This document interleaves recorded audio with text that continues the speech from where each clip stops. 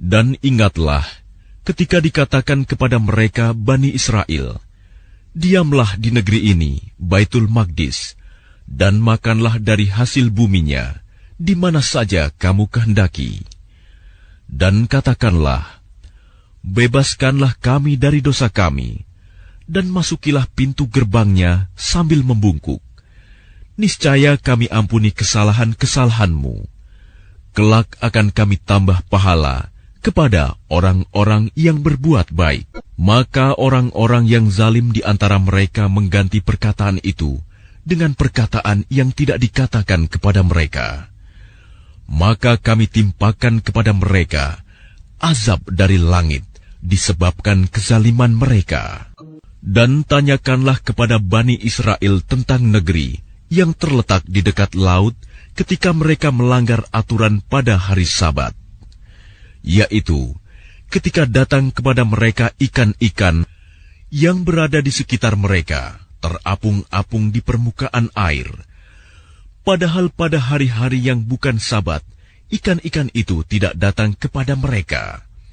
Demikianlah kami menguji mereka disebabkan mereka berlaku fasik.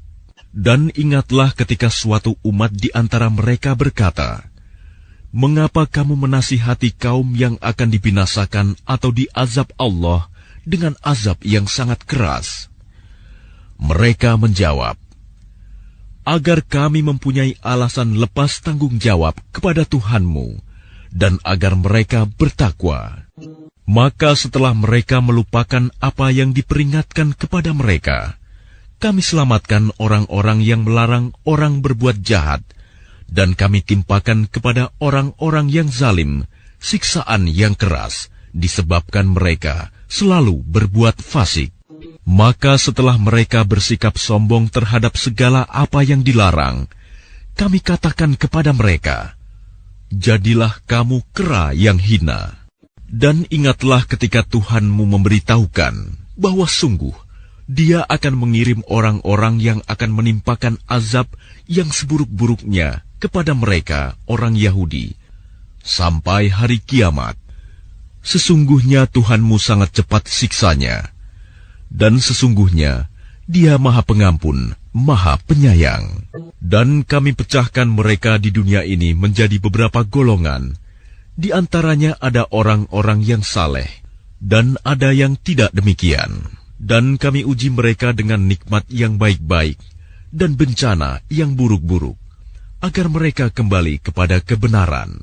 Maka setelah mereka datanglah generasi yang jahat, yang mewarisi Taurat, yang mengambil harta benda dunia yang rendah ini.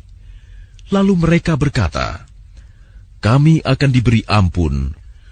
Dan kelak jika harta benda dunia datang kepada mereka sebanyak itu pula, niscaya mereka akan mengambilnya juga. Bukankah mereka sudah terikat perjanjian dalam kitab Taurat, bahwa mereka tidak akan mengatakan terhadap Allah, kecuali yang benar. Padahal mereka telah mempelajari apa yang tersebut di dalamnya. Negeri akhirat itu lebih baik bagi mereka yang bertakwa. Maka tidakkah kamu mengerti?